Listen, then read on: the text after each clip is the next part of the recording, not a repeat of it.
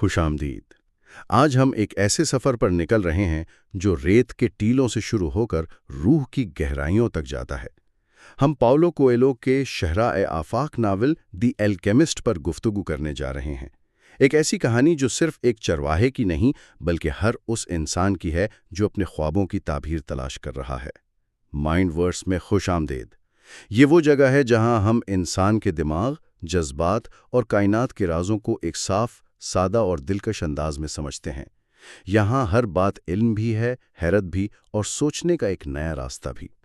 اگر آپ جاننا چاہتے ہیں کہ ہم کیوں سوچتے ہیں، کیسے محسوس کرتے ہیں اور دنیا دراصل کس اصول پر چلتی ہے، تو آپ بالکل صحیح جگہ پر آئے ہیں۔ ہمارے اس ذہنی سفر میں شامل ہوں اور ہر دن خود کو ایک نئی نظر سے دیکھنا سیکھیں۔ لہٰذا ہمارے ساتھ جڑنے کے لیے اس چینل کو سبسکرائب کریں۔ دی الکیمسٹ بظاہر ایک بہت ہی سادہ کہانی لگتی ہے نا؟ ایک چرواہے کی کہانی ہے جو خزانہ ڈھونڈنے نکلا ہے، لیکن اس کی یہی سادگی اس کی سب سے بڑی طاقت ہے۔ اس کی ہر تہہ میں زندگی کے وہ گہرے اصول چھپے ہوئے ہیں جنہیں ہم اکثر نظر انداز کر دیتے ہیں۔ بالکل، یہ ایک علامتی ناول ہے۔ جی، یہ بتاتا ہے کہ پوری کائنات ایک ہی زبان بولتی ہے، اور اگر ہم سننا سیکھ لیں تو ہم بھی اس سے بات کر سکتے ہیں۔ اور اس کتاب کا جو مرکزی خیال ہے وہ ہے پرسنل لیجنڈ۔ پرسنل لیجنڈ یعنی ہر انسان کا وہ خاص خواب یا مقصد؟ بالکل، جسے پورا کرنا اس کی زندگی کا اصل فرض ہے۔ تو چلیں اس کہانی کی تہوں میں اترتے ہیں اور دیکھتے ہیں کہ اس میں ہمارے لیے کیا کچھ پوشیدہ ہے۔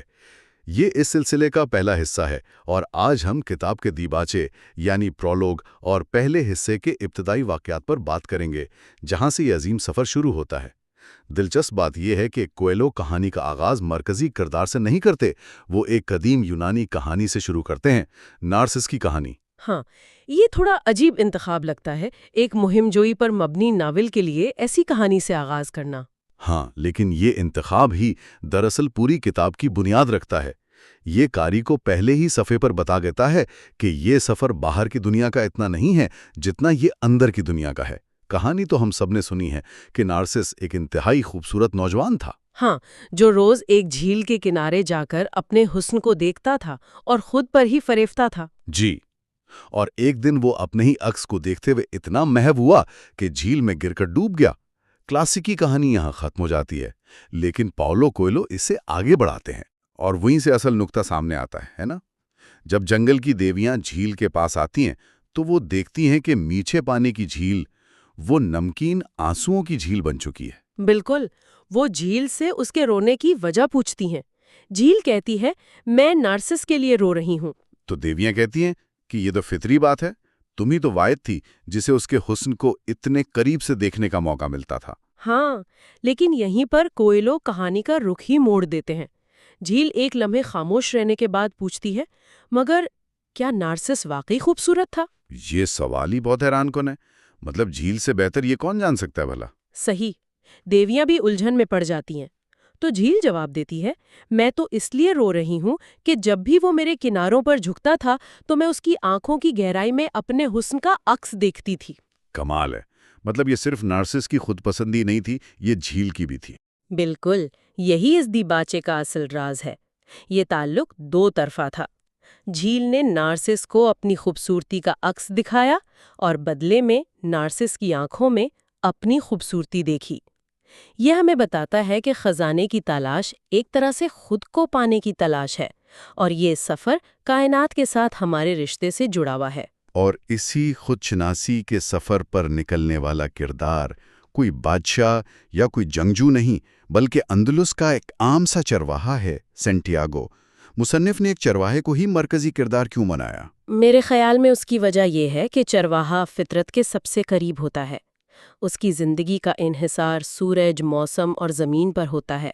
وہ ان اشاروں کو سمجھتا ہے جنہیں ہم شہری زندگی میں رہنے والے لوگ بھول چکے ہیں۔ اور سینٹیاگو کوئی عام چرواہا بھی نہیں ہے۔ نہیں، بالکل نہیں۔ وہ پڑھنا جانتا ہے۔ اس نے یہ زندگی خود منتخب کی ہے۔ اس کے والدین اسے پادری بنانا چاہتے تھے، ایک مستحکم، باعزت اور محفوظ زندگی۔ لیکن اس نے سفر کو چنا، مجھے وہ مکالمہ بہت پسند ہے جب وہ اپنے والد سے کہتا ہے کہ وہ دنیا دیکھنا چاہتا ہے۔ ہاں، اس کے والد اسے چند سکے دیتے ہیں اور کہتے ہیں کہ جاؤ دنیا گھومو اور پھر واپس آ کے بتانا کہ ہمارا گاؤں ہی سب سے بہتر ہے۔ ہاں ہاں ہاں، یہ مکالمہ نسلوں کی سوچ کے فرق کو ظاہر کرتا ہے۔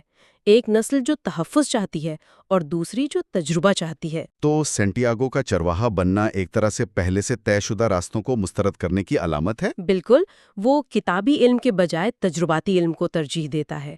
وہ اپنی بھیڑوں سے سیکھتا ہے، ان سے باتیں کرتا ہے، انہیں کہانیاں سناتا ہے۔ وہ جانتا ہے کہ بھیڑوں کی زندگی میں بس کھانا اور پانی ہی اہم ہے، لیکن اس کی اپنی روح کو کچھ اور بھی چاہیے۔ اس کے اندر ایک بے چینی ہے جو اسے اس کی سادہ اور پرسکون زندگی سے بھی مطمئن نہیں ہونے دیتی۔ اور یہی اندرونی تلاش اسے اس پراسرار خواب کی طرف لے جاتی ہے۔ کتاب کا آغاز ہی اس منظر سے ہوتا ہے کہ وہ ایک ٹوٹی ہوئی پرانی چرچ میں سو رہا ہے، جہاں قربان گاہ کی جگہ اب ایک بڑا سائیکومور کا درخت اگ چکا ہے۔ یہ منظر خود کتنا علامتی ہے۔ بہت زیادہ۔ چرچ جو ایک منظم مذہب کی علامت ہے، وہ ویران ہے اور اس کی جگہ فطرت یعنی درخت نے لے لی ہے۔ سینٹیاگو کی روحانیت بھی ایسی ہی ہے، رسمی نہیں بلکہ قدرتی۔ اور اسی درخت کے نیچے سوتے ہوئے اسے بار بار ایک ہی خواب آتا ہے۔ جی، خواب میں ایک بچہ اس کی بھیڑوں کے ساتھ کھیلنے آتا ہے اور پھر اس کا ہاتھ پکڑ کر اسے مصر کے احرام تک لے جاتا ہے۔ اور وہاں پہنچ کر بچہ کہتا ہے، اگر تم یہاں آؤ گے تو تمہیں ایک چھپا ہوا خزانہ ملے گا۔ ہاں، لیکن جیسے ہی وہ خزانے کی صحیح جگہ بتانے لگتا ہے، سینٹیاگو کی آنکھ کھل جاتی ہے۔ ہر بار۔ یہ خواب کہانی کا اصل محرک ہے۔ کتاب میں اسے محض ایک خیال نہیں دکھایا گیا، بلکہ ایک گہرا پیغام دکھایا گیا ہے۔ تو یہ کائنات کا پہلا واضح اشارہ ہے، جسے کہانی میں بعد میں اومنز یعنی نشانیاں کہا جائے گا۔ بالکل، یہ اسے اس کی تقدیر، اس کے پرسنل لیجنڈ کی طرف بلا رہا ہے۔ لیکن ایک سوال ذہن میں آتا ہے کہ یہ خواب اتنا غیر واضح کیوں ہے؟ اسے صرف منزل یعنی احرام دکھائی جاتی ہے، راستہ نہیں، خزانے کی نوعیت نہیں، صرف ایک مبہم سا وعدہ ہے۔ اس کی حکمت بہت گہری ہے۔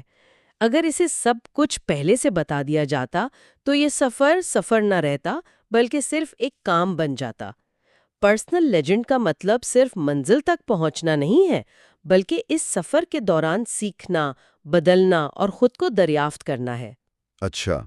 خواب کی یہ غیر واضح نوعیت اسے مجبور کرتی ہے کہ وہ راستے میں آنے والے اشاروں پر بھروسہ کرے۔ یہ ایمان کا امتحان ہے۔ اسے صرف پہلا قدم اٹھانے کے لیے کہا جا رہا ہے، پورا راستہ نہیں دکھایا جا رہا۔ تو ایک طرف یہ پراسرار خواب ہے جو اسے نامعلوم کی طرف بلا رہا ہے، اور دوسری طرف اس کی حقیقی جانی پہچانی دنیا ہے۔ خاص طور پر وہ ایک گاؤں کی طرف جا رہا ہے جہاں پچھلے سال اس کی ملاقات ایک تاجر کی بیٹی سے ہوئی تھی۔ ہاں، وہ لڑکی دراصل اس کے کمفرٹ زون کی علامت ہے۔ کمفرٹ زون یعنی آرام دہ زندگی کا دائرہ۔ بالکل، وہ لڑکی، اس کی بھیڑیں، اندلس کے جانے پہچانے راستے، یہ سب ایک محفوظ اور مانوس دنیا ہے۔ اس دنیا میں کوئی خطرہ نہیں ہے، کوئی غیر یقینی صورتحال نہیں۔ کتاب میں ایک بہت خوبصورت جملہ ہے، اسے اچانک احساس ہوا کہ وہ زندگی بھر ایک ہی جگہ رہ سکتا ہے۔ یہ احساس اسے اس لڑکی سے بات کر کے ہوا۔ یہ ایک بہت بڑا تضاد ہے، اور یہ کشمکش ہر انسان کی زندگی میں آتی ہے نا؟ ایک جانی پہچانی محفوظ خوشی اور دوسری طرف ایک نامعلوم غیر یقینی مقصد۔ جی، وہ اس کشمکش میں ہے کہ شاید وہ لڑکی اسے بھول گئی ہو، لیکن اس کا دل اسے وہیں جانے پر اکسا رہا ہے۔ اور یہی اس کے سفر کا پہلا اور شاید سب سے بڑا چیلنج ہے۔ بالکل، کیا وہ ایک ٹھوس نظر آنے والی خوشی کے لیے رک جائے، یا ایک خواب، ایک غیر یقینی خزانے کی تلاش میں سب کچھ داؤ پر لگا دے؟ یہ انتخاب آسان نہیں ہے۔ کمفرٹ زون برا نہیں ہوتا، وہ آرام دہ ہوتا ہے، محفوظ ہوتا ہے۔ صحیح۔ اسے چھوڑنے کے لیے بہت ہمت چاہیے۔ زیادہ تر لوگ اپنی پوری زندگی اسی دائرے میں گزار دیتے ہیں اور شاید خوش بھی رہتے ہیں۔ تو کیا یہ دونوں چیزیں ایک ساتھ ممکن نہیں؟ مطلب کیا مقصد کی تلاش کے لیے محبت اور سکون کو قربان کرنا ہمیشہ ضروری ہوتا ہے؟ کم از کم اس کہانی کے مطابق؟ یہ بہت اہم سوال ہے۔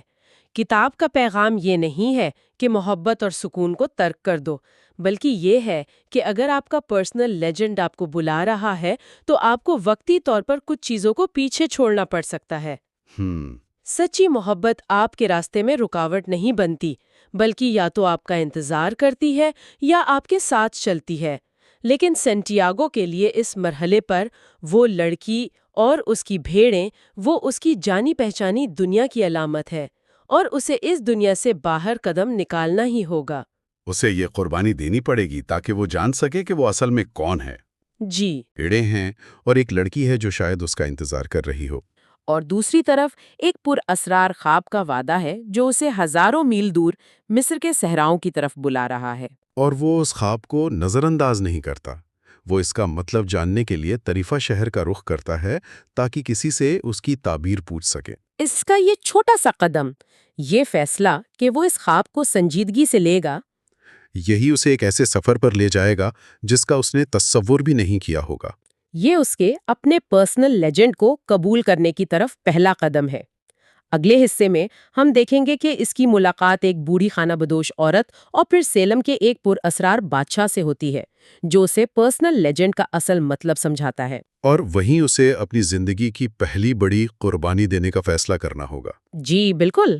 یہ گفتگو ہمیں اس سوچ پر چھوڑ جاتی ہے کہ ہم میں سے کتنے لوگوں کے پاس ایک ایسا ہی بار بار آنے والا خواب ہے جسے ہم نے اپنی آرام دہ زندگی کی وجہ سے نظر انداز کر دیا ہے، اور نہ جانے کون سا خزانہ ہم نے خود ہی دفن رہنے دیا ہے۔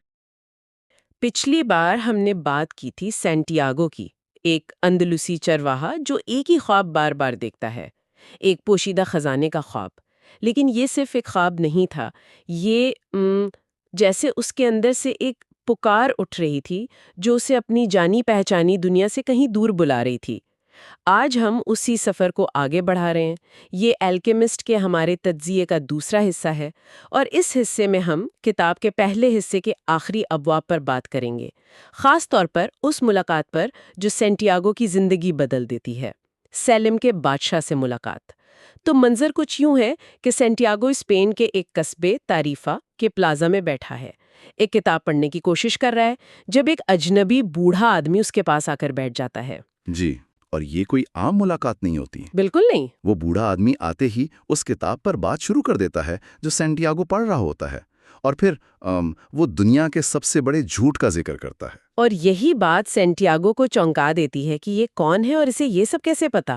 بالکل، اور یہیں سے کہانی ایک عام چرواہے کی داستان سے نکل کر ایک بہت گہرے، ایک علامتی سفر میں داخل ہوتی ہے۔ وہ بوڑھا آدمی جو اپنا نام میلک زیدک بتاتا ہے، سیلم کا بادشاہ۔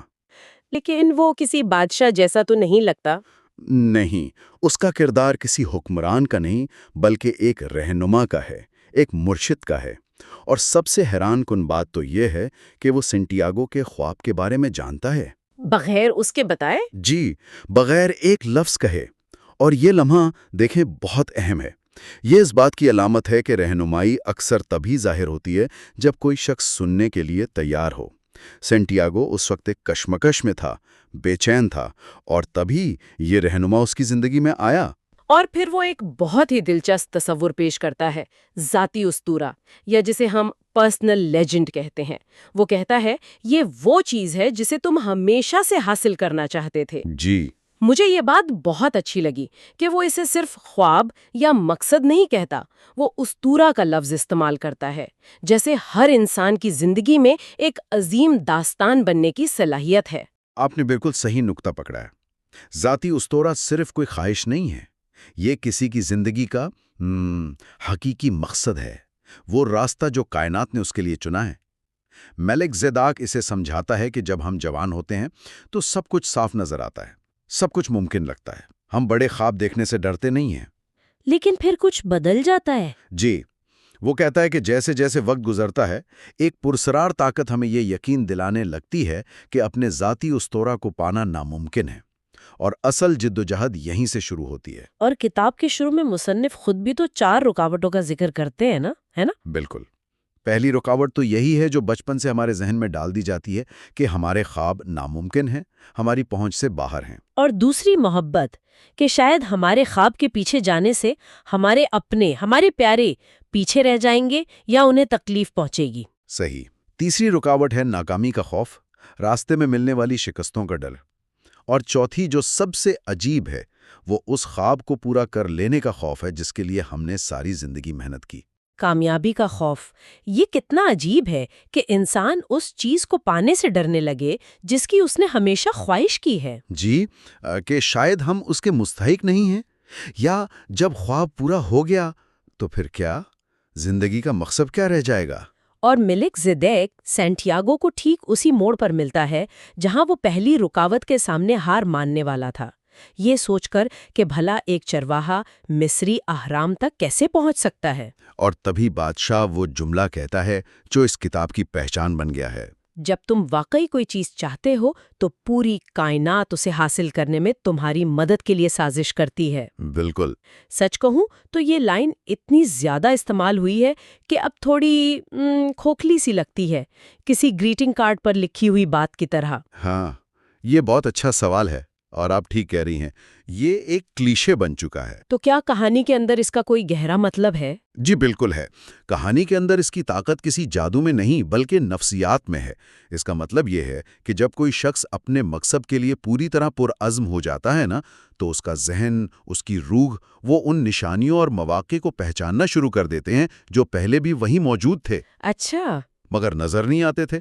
تو مطلب کائنات نہیں بدلتی، ہمارا اسے دیکھنے کا زاویہ بدل جاتا ہے؟ بالکل وہی بات ہے۔ جیسے جب آپ کوئی خاص گاڑی خریدنے کا سوچتے ہیں تو اچانک سڑک پر ہر طرف وہی گاڑی نظر آنے لگتی ہے۔ ہاں، ایسا ہوتا ہے۔ گاڑیاں تو پہلے بھی وہی تھی، لیکن اب آپ کا دماغ ان پر توجہ دے رہا ہے۔ تو یہ کائناتی سازش دراصل ہمارے اپنے ارادے اور توجہ کی سائنس ہے۔ جب آپ اپنے ذاتی استورا کے راستے پر چلتے ہیں تو آپ کائنات کی زبان سمجھنے لگتے ہیں۔ لیکن یہ ارادہ قائم رکھنے کے لیے ایک انتخاب کرنا پڑتا ہے، اور بادشاہ اس کی وضاحت کے لیے ایک نانبائی کی مثال دیتا ہے۔ وہ مثال مجھے ہمیشہ بہت تلخ لگتی ہے۔ تلخ ہے لیکن بہت حقیقی ہے۔ بادشاہ بتاتا ہے کہ وہ نان بائی بچپن میں سفر کرنا چاہتا تھا، لیکن اس نے سوچا کہ پہلے ایک بیکری خریدنا، پیسے بچانا، یہ زیادہ محفوظ راستہ ہے۔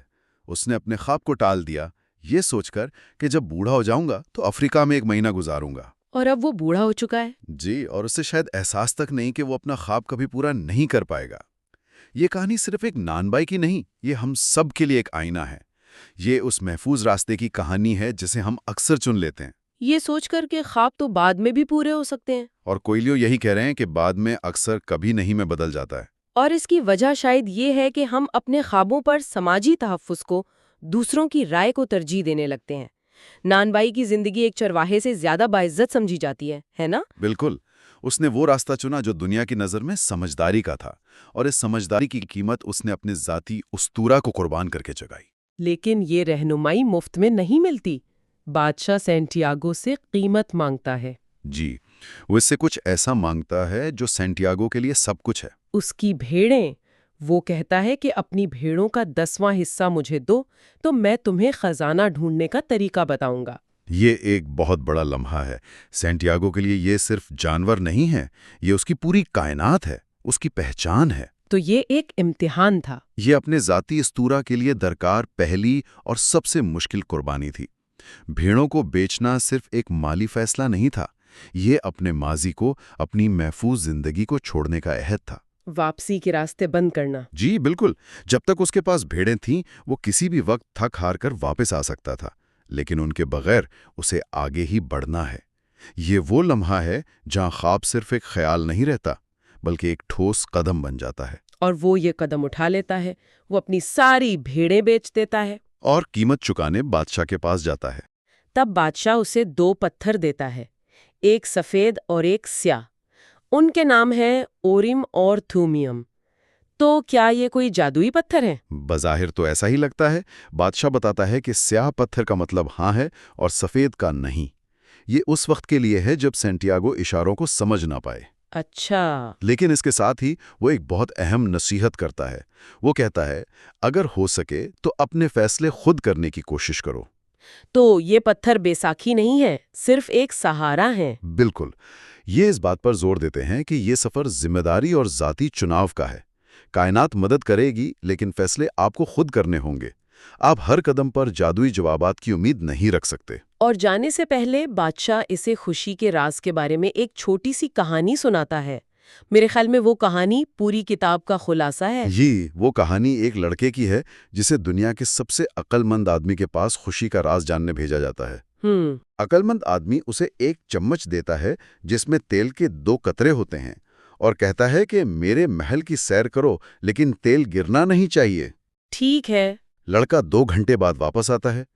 عقل مند آدمی پوچھتا ہے، کیا تم نے میرے محل کے خوبصورت قالین دیکھے، باغات دیکھے؟ لڑکا شرمندہ ہو کر کہتا ہے، نہیں، میری ساری توجہ تو چمچ پر تھی تاکہ تیل نہ گرے۔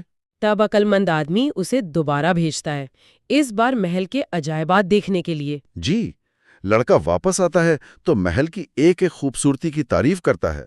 عقل مند آدمی مسکرا کر پوچھتا ہے، لیکن وہ تیل کے 2 قطرے کہاں ہیں؟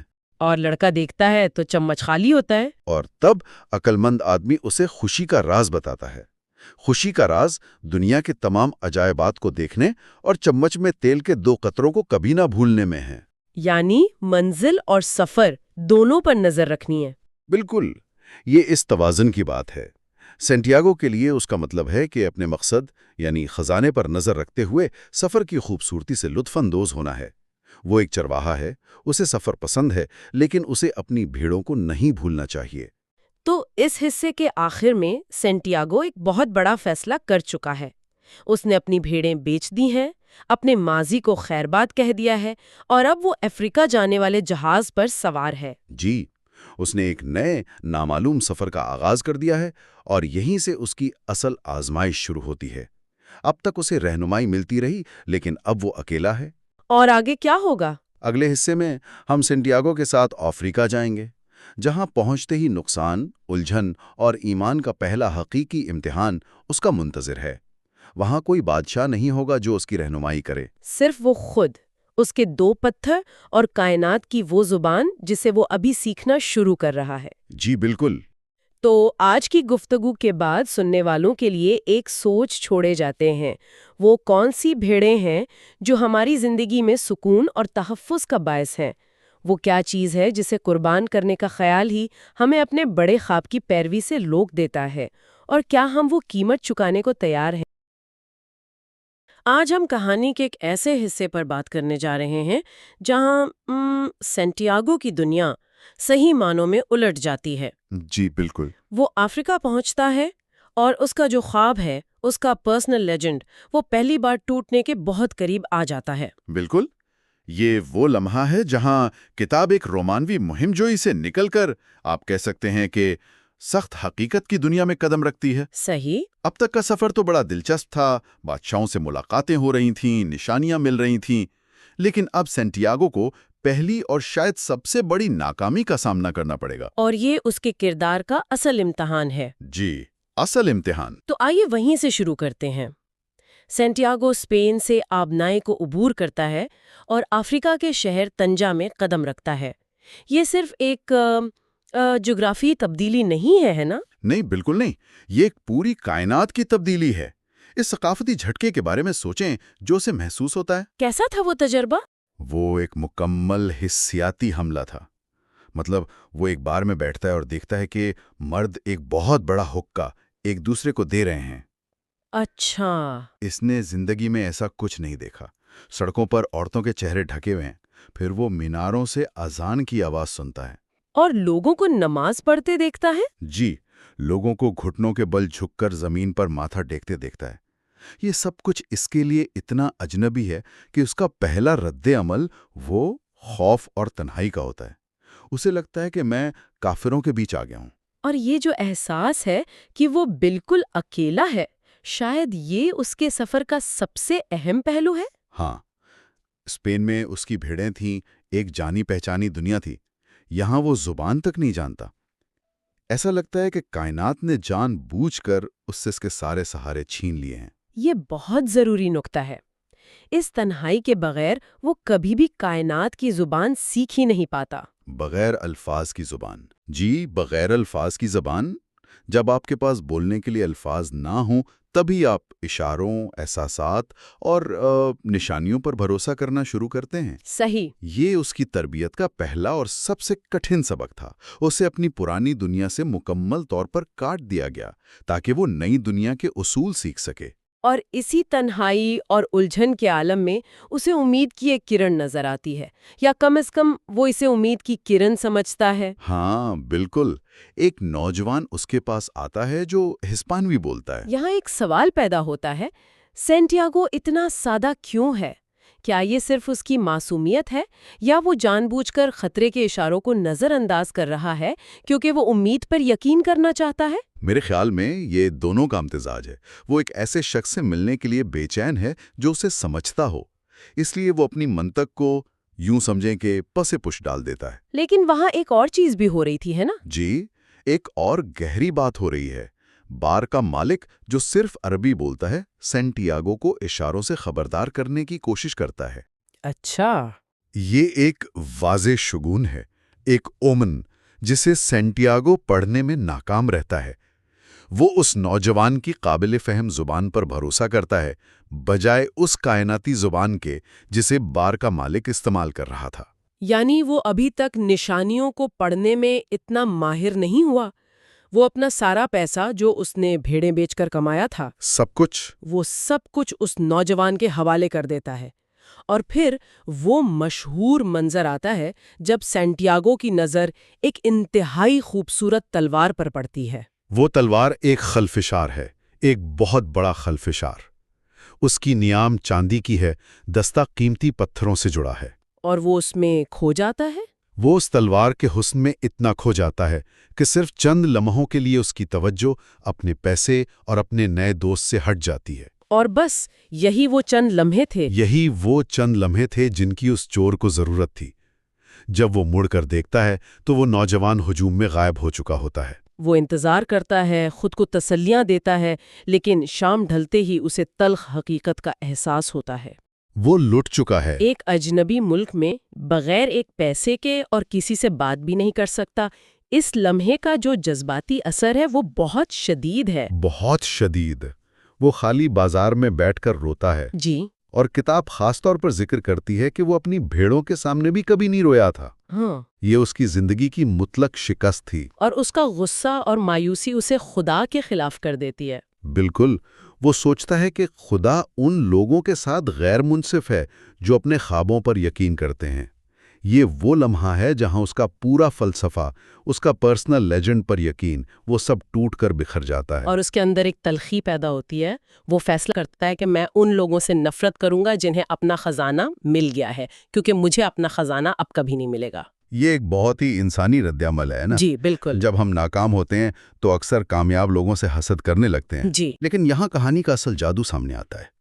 کوئلو یہ نہیں کہہ رہا کہ ناکامی سفر کا حصہ ہے، بلکہ یہ کہ ناکامی ہی وہ کیمیا ہے جو کردار کو کندن بناتی ہے۔ اچھا، یہ بہت دلچسپ نکتہ ہے۔ سینٹیاگو کا سونا چوری نہیں ہوا، بلکہ اس کی کمزوری، اس کا بھولا پن، وہ جل کر راکھ ہو گیا تاکہ وہ زیادہ مضبوط ہو کر ابھر سکے۔ یہ اس کی روح کی، آپ کہہ سکتے ہیں کہ ایک شدھی، پیوریفیکیشن کا عمل تھا۔ تو جب وہ اپنی مایوسی میں ڈوبا اپنے تھیلے میں دیکھتا ہے تو اسے صرف ایک کتاب، ایک جیکٹ اور وہ 2 پتھر ملتے ہیں، اورم اور تھومم۔ جی، جو بوڑھے بادشاہ نے اسے دیے تھے۔ یہ پتھر صرف بادشاہ کی یاددانی نہیں ہے، ایسا لگتا ہے کہ یہ اس کے اپنے ضمیر کی آواز بن جاتے ہیں۔ کیا یہ کہنا درست ہوگا کہ اصل خزانہ یہ پتھر نہیں بلکہ ان سے ملنے والا خود پر یقین ہے؟ آپ نے بالکل صحیح پکڑا۔ وہ ان پتھروں کو دیکھتا ہے اور اسے یاد آتا ہے کہ یہ سب حقیقت تھی، یہ کوئی خواب نہیں تھا، وہ واقعی ایک بادشاہ سے ملا تھا۔ تو وہ پتھروں سے سوال پوچھنے کی کوشش کرتا ہے۔ جی، پہلا سوال، کیا بادشاہ کی دعا ابھی بھی میرے ساتھ ہے؟ وہ ہاں کا پتھر نکالتا ہے۔ لیکن پھر وہ دوسرا سوال پوچھتا ہے۔ ہاں، جب وہ دوسرا سوال پوچھتا ہے کہ کیا مجھے اپنا خزانہ ملے گا، تو دونوں پتھر تھیلے کے ایک سوراخ سے زمین پر گر جاتے۔ یہ ایک اور شگن ہے۔ بالکل، اور اس بار وہ اسے سمجھ جاتا ہے۔ اسے بادشاہ کی بات یاد آتی ہے۔ اسے یاد آتا ہے کہ بادشاہ نے کہا تھا، اپنے فیصلے خود کرنا سیکھو۔ پتھروں کا گرنا کائنات کا اسے یہ بتانے کا طریقہ ہے کہ اب تمہیں جواب باہر سے نہیں، اپنے اندر سے تلاش کرنے ہوں گے۔ اور یہی سینٹیاگو وہ فیصلہ کرتا ہے جو اس کی پوری کہانی کا رخ بدل دیتا ہے۔ جی، وہ خود کو ایک چور کا بیچارہ شکار سمجھنے کے بجائے خود کو ایک مہم جو سمجھنے کا انتخاب کرتا ہے جو خزانے کی تلاش میں ہے۔ صرف یہ ایک سوچ، یہ ایک پرسپیکٹیو شفٹ۔ ہاں، اور یہ اس کی پوری کیفیت بدل دیتا ہے۔ وہ مایوسی سے نکل کر مقصد کی طرف لوٹ آتا ہے۔ تو سینٹیاگو اب بالکل نیچے گر چکا ہے، لیکن کہتے ہیں نا کہ جب آپ بالکل نیچے ہوتے ہیں تو اوپر جانے کے علاوہ کوئی راستہ نہیں بچتا، بالکل اور اس کی اوپر کی سیڑھی ایک کرسٹل کی دکان سے شروع ہوتی ہے۔ جی، اور اس دکان کے مالک کرسٹل کے تاجر کا کردار کہانی کے سب سے اہم کرداروں میں سے ایک ہے۔ وہ سینٹیاگو کا بالکل الٹ ہے۔ الٹ کس طرح سے؟ یہ ایک ایسا شخص ہے جو 30 سال سے ایک ہی جگہ پر ایک ہی دکان چلا رہا ہے، ایک ایسی گلی میں جہاں اب گاہک کم ہی آتے ہیں۔ اس کی زندگی میں ایک ٹھہراؤ ہے اور وہ تبدیلی سے بری طرح ڈرتا ہے۔ تو سینٹیاگو اس کی دکان پر پہنچتا ہے جو گرد سے اٹی ہوئی ہے اور اسے ایک سادہ سی پیشکش کرتا ہے۔ جی، بہت سادہ۔ میں تمہارے سارے شیشے کی برتن صاف کر دوں گا، بدلے میں مجھے کھانے کو کچھ دے دو۔ اور جب وہ برتن صاف کر رہا ہوتا ہے، 2 گاہک دکان میں آ کر کچھ خرید لیتے ہیں، جسے تاجر ایک اچھا شگن سمجھتا ہے اور سینٹیاگو کو نوکری پر رکھ لیتا ہے۔ اور یہیں سے ان دونوں کے درمیان ایک دلچسپ تعلق شروع ہوتا ہے جو تقریباً 1 سال تک چلتا ہے۔ جی، اور اس دوران ہمیں 2 مختلف فلسفے ایک دوسرے سے ٹکراتے ہوئے نظر آتے ہیں۔ تاجر کا بھی ایک خواب ہے، وہ مقدس شہر مکہ جانا چاہتا ہے، لیکن وہ اس خواب کو کبھی پورا نہیں کرنا چاہتا۔ کبھی نہیں۔ یہ بات مجھے ہمیشہ بہت دلچسپ لگی ہے۔ وہ سینٹیاگو کو بتاتا ہے، مجھے ڈر ہے کہ اگر میرا خواب پورا ہو گیا تو میرے پاس جینے کی کوئی وجہ نہیں رہے گی۔ اس کا کیا مطلب ہے؟ یہ ایک بہت گہری نفسیاتی سچائی ہے۔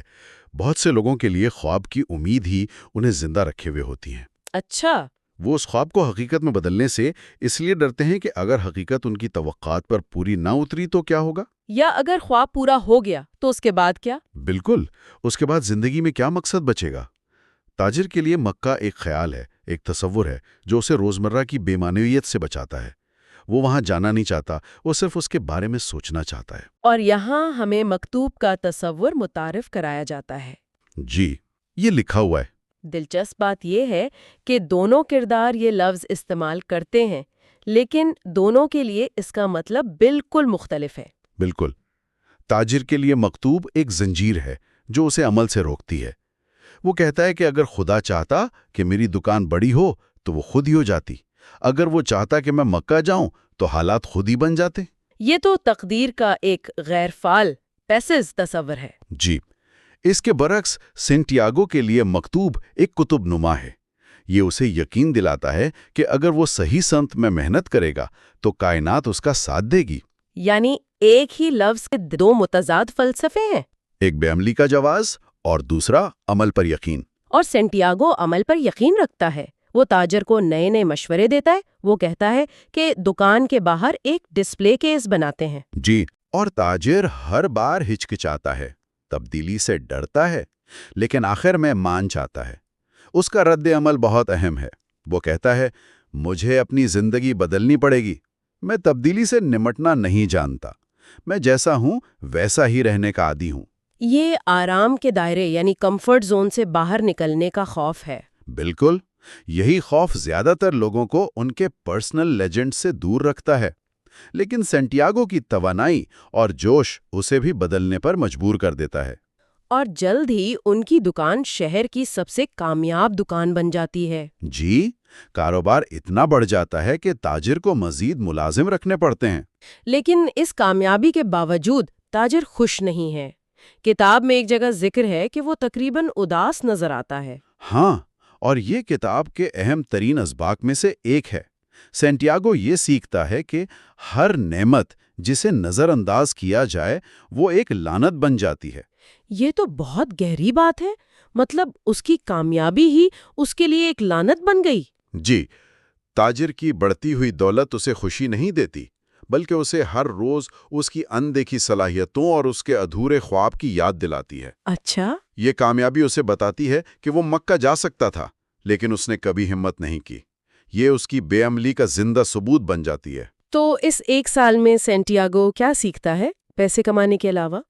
وہ بہت کچھ سیکھتا ہے۔ سب سے پہلے وہ بغیر الفاظ کی زبان میں ماہر ہو جاتا ہے۔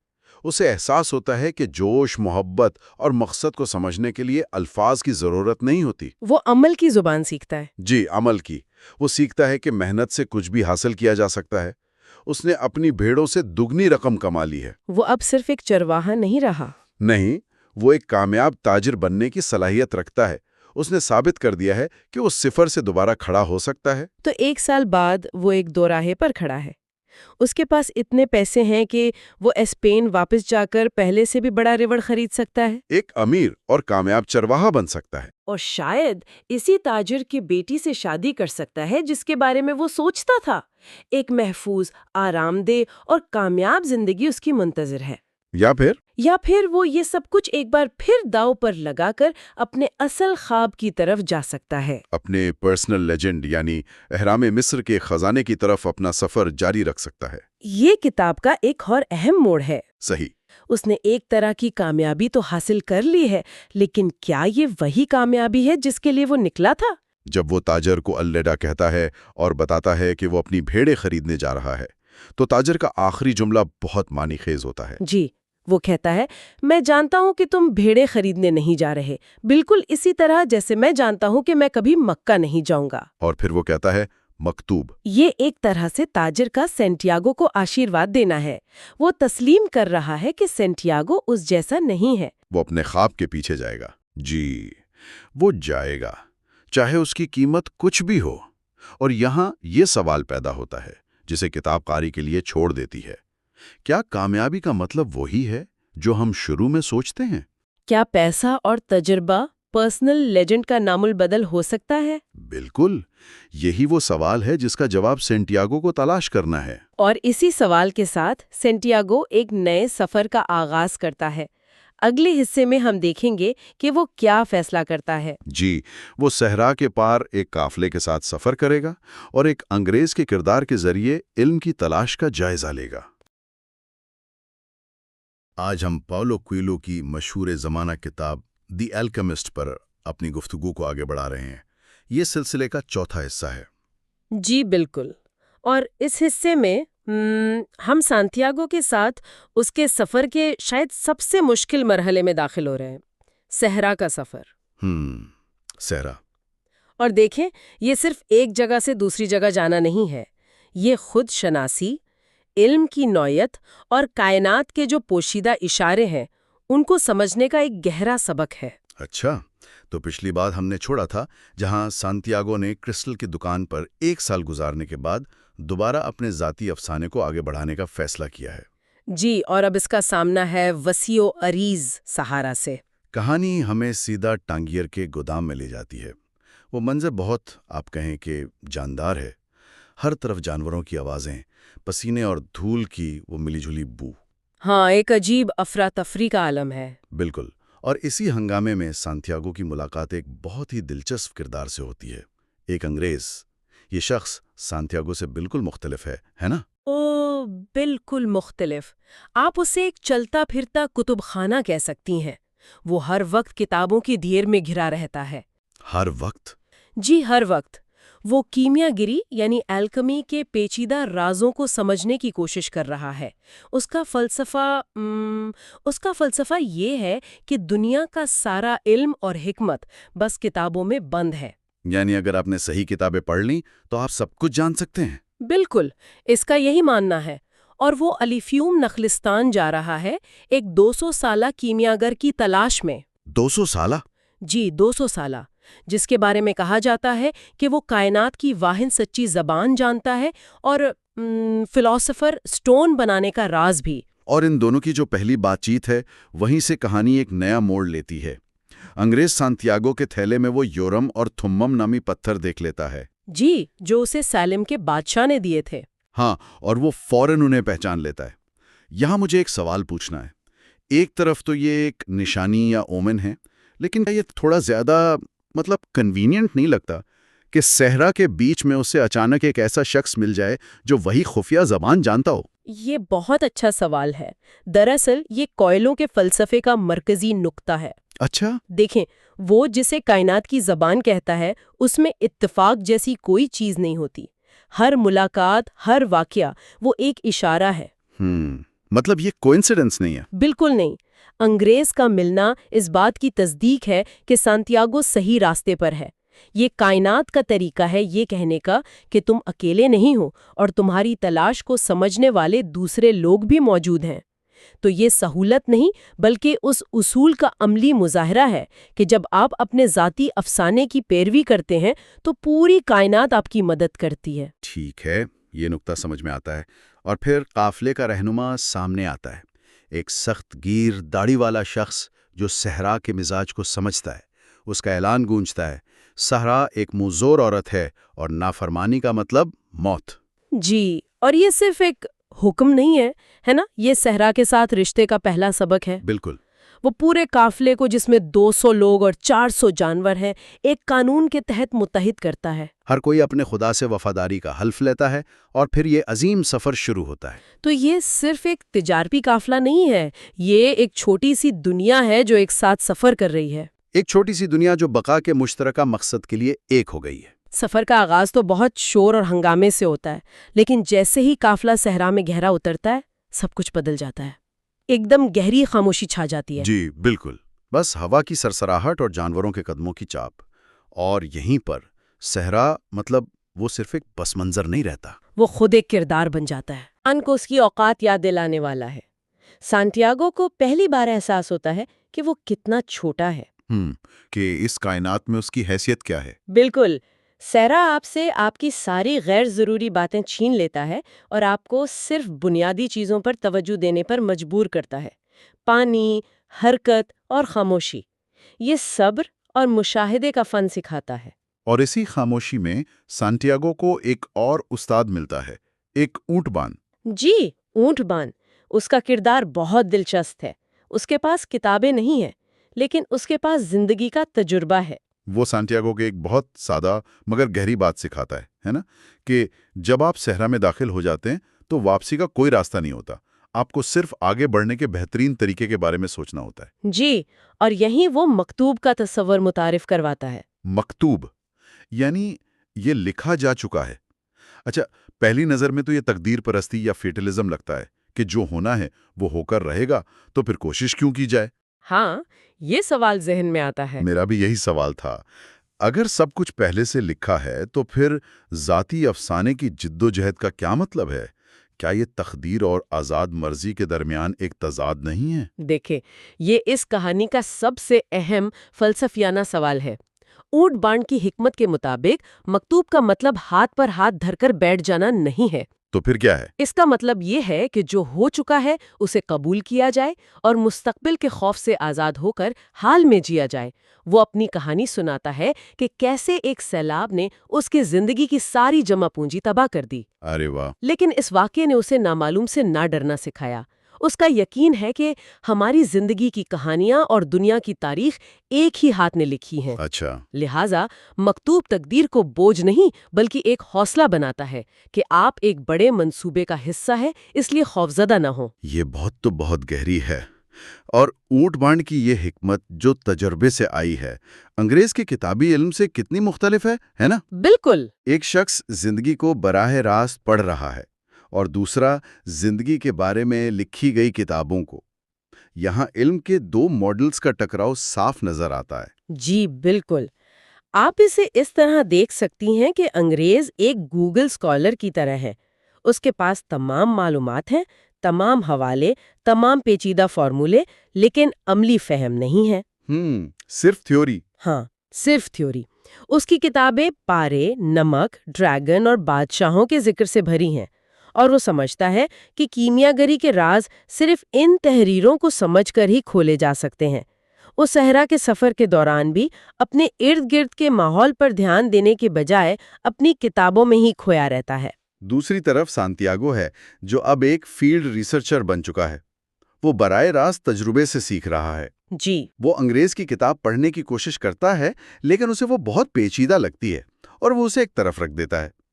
اس کے بجائے وہ قافلے کو دیکھتا ہے، ہوا کی آواز سنتا ہے اور اونٹ باندھ سے باتیں کرتا ہے۔ اور اسے یہ احساس ہوتا ہے کہ قافلہ اور صحرا ایک ہی زبان بولتے ہیں، ایک ایسی زبان جسے الفاظ کی ضرورت نہیں۔ تو کیا کوئلو یہ کہہ رہا ہے کہ کتابیں بیکار ہیں؟ نہیں، بالکل نہیں، بلکہ وہ علم اور حکمت کے درمیان توازن کی بات کر رہا ہے۔ دیکھیں، علم بغیر تجربے کے صرف ڈیٹا ہے۔ اچھا، یہ بات اس وقت واضح ہوتی ہے جب انگریز خود اعتراف کرتا ہے کہ اسے قافلے پر زیادہ توجہ دینی چاہیے تھی۔ اسے بھی احساس ہوتا ہے۔ جی، اور دوسری طرف سانتیاگو بھی اس کی کتابیں پڑھنے پر راضی ہو جاتا ہے۔ یہ ایک دوسرے کے طریقوں کا احترام کرنے اور یہ سمجھنے کا لمحہ ہے کہ سچائی کا کوئی نہ کوئی عنصر دونوں راستوں میں موجود ہے۔ اور سانتیاگو ان کتابوں سے واقعی کچھ اہم تصورات سیکھتا بھی ہے۔ جی بالکل۔ وہ پہلی بار روح عالم یعنی سول آف دا ورلڈ کے بارے میں پڑھتا ہے۔ اسے آب حیات، ایلیکسیر آف لائف اور فلاسفر اسٹون کے بارے میں بھی معلوم ہوتا ہے۔ ہاں، لیکن اس کی خوبی یہ ہے کہ وہ ان تمام پیچیدہ باتوں کا خلاصہ ایک بہت ہی سادہ اور عملی خیال میں کر لیتا ہے۔ جی، اور وہ خلاصہ ہی اصل کیمیا گری ہے۔ سانتیاگو یہ نتیجہ اخذ کرتا ہے کہ جب ہم خود سے بہتر بننے کی کوشش کرتے ہیں تو ہمارے آس پاس کی ہر چیز بھی بہتر ہو جاتی ہے۔ واہ! اس کے لیے کیمیا گری کا اصل مطلب دھاتوں کو سونے میں بدلنا نہیں، بلکہ اپنی روح کو پاکیزہ اور بہتر بنانا ہے۔ اگر آپ خود کو بدل لیں تو آپ دنیا کو بدل سکتے ہیں۔ یہی اس پورے سفر کا نچوڑ ہے۔ جیسے جیسے سفر آگے بڑھتا ہے، ایک نیا خطرہ سامنے آتا ہے۔ قبائلی جنگوں کی افواہیں پھیلنے لگتی ہیں۔ جی، دلچسپ بات یہ ہے کہ یہ خطرہ الفاظ کے بغیر بھی محسوس ہوتا ہے۔ ہوا میں ایک تناؤ ہے، خاموشی میں خوف ہے۔ یہ کائنات کی زبان کی ایک اور مثال ہے نا؟ بالکل۔ یہاں کائنات کی زبان کا تصور مزید گہرا ہو جاتا ہے۔ یہ صرف نشانیوں یا اشاروں تک محدود نہیں ہے۔ تو پھر یہ کیا ہے؟ یہ وجدان ہے، یعنی انٹیوشن، روح کا اس کائناتی بہاؤ میں ڈوب جانا جہاں تمام لوگوں کی کہانیاں آپس میں جڑی ہوئی ہیں۔ انگریز خود اس کی وضاحت کرتے ہوئے کہتا ہے کہ جب تم کوئی چیز پورے دل سے چاہتے ہو تو تم روح عالم کے سب سے قریب ہوتے ہو۔ یہ ہمیشہ ایک مثبت قوت ہوتی ہے۔ یعنی آپ کی خواہش کائنات کی توانائی سے جڑ جاتی ہے؟ جی بالکل۔ یہ خیال بہت امید افزا ہے، خاص طور پر جب قافلہ جنگ کے خطرے سے دوچار ہے، لیکن اس کے باوجود قافلہ آگے بڑھتا رہتا ہے۔ اور یہاں سفر خود ایک طاقتور استعارہ بن جاتا ہے۔ اونٹ بان بتاتا ہے کہ قافلہ راستے میں کئی چکر کاٹتا ہے، رکاوٹوں سے بچنے کے لیے اپنا راستہ بدلتا ہے، لیکن اس کی سمت ہمیشہ ایک ہی رہتی ہے۔ بالکل۔ وہ ہمیشہ ایک ستارے کی پیروی کرتے ہیں جو نخلستان کی نشاندہی کرتا ہے۔ یہ بالکل ذاتی افسانے کے سفر کی طرح ہے کہ راستے میں مشکلات آ سکتی ہیں، آپ کو راستہ بدلنا پڑ سکتا ہے، لیکن منزل کی طرف اشارہ کرنے والی نشانیاں ہمیشہ موجود رہتی ہیں، بشرطے کہ آپ انہیں دیکھنا جانتے ہوں۔ اور پھر وہ لمحہ آتا ہے جس کا سب کو انتظار تھا۔ ہفتوں کے تھکا دینے والے سفر اور جنگ کے مسلسل خطرے کے بعد ایک صبح سانتیاگو اٹھتا ہے۔ وہ افق کی طرف دیکھتا ہے جہاں پچھلی رات صرف ستارے تھے، اور وہاں اب کھجور کے درختوں کی ایک لامتناہی قطار نظر آ رہی ہے۔ وہ نخلستان پہنچ چکے ہیں۔ وہ منظر بہت طاقتور ہے۔ بہت زیادہ، کیونکہ یہ صرف ایک جسمانی منزل نہیں ہے، یہ صحرا کی کٹھن آزمائش کے بعد ایک پناہ گاہ ہے، ایک معجزہ ہے۔ ایک آزمائش کا خاتمہ۔ ہاں، ایک آزمائش کا خاتمہ اور دوسری کے آغاز کی علامت۔ صحرا کی خاموشی اور تنہائی اب نخلستان کی ایک نئی برادری کی پیچیدگیوں سے بدلنے والی ہے، جہاں محبت، انتخاب اور تقدیر کے نئے چیلنجز اس کا انتظار کر رہے ہیں۔ اور یہیں ہم آج کی گفتگو ختم کرتے ہیں۔ جی، اگلے حصے میں ہم نخلستان میں داخل ہوں گے، جہاں سانتیاگو کی زندگی ایک نیا موڑ لے گی اور اس کا سامنا محبت اور ایک اہم انتخاب سے ہوگا۔ تو آج ہم پاولو کویلو کی دی الکیمسٹ پر اپنی گفتگو کے 5ویں حصے میں ہیں، جی، اور یہ وہ حصہ ہے جہاں کہانی ایک طرح سے اپنا رخ بدلتی ہے۔ بالکل۔ اب تک کا سفر جو تھا وہ باہر کی دنیا میں تھا، ایک جگہ سے دوسری جگہ۔ ہاں، ایک افقی سفر کہہ سکتے ہیں۔ صحیح۔ اور اب الفیوم نخلستان میں یہ سفر عمودی ہو جاتا ہے، یعنی خود کے اندر گہرائی میں اترنے کا سفر۔ یہ بہت دلچسپ نقطہ ہے۔ تو ہم اس حصے میں بات کریں گے الفیوم نخلستان کی، محبت کے ایک بہت ہی منفرد تصور کی، جی، اور ظاہر ہے خود الکیمسٹ کے پراسرار کردار کی، بالکل۔ اور یہ سب چیزیں ایک دوسرے سے جڑی ہوئی ہیں۔ اچھا، تو آئیے شروع کرتے ہیں نخلستان سے۔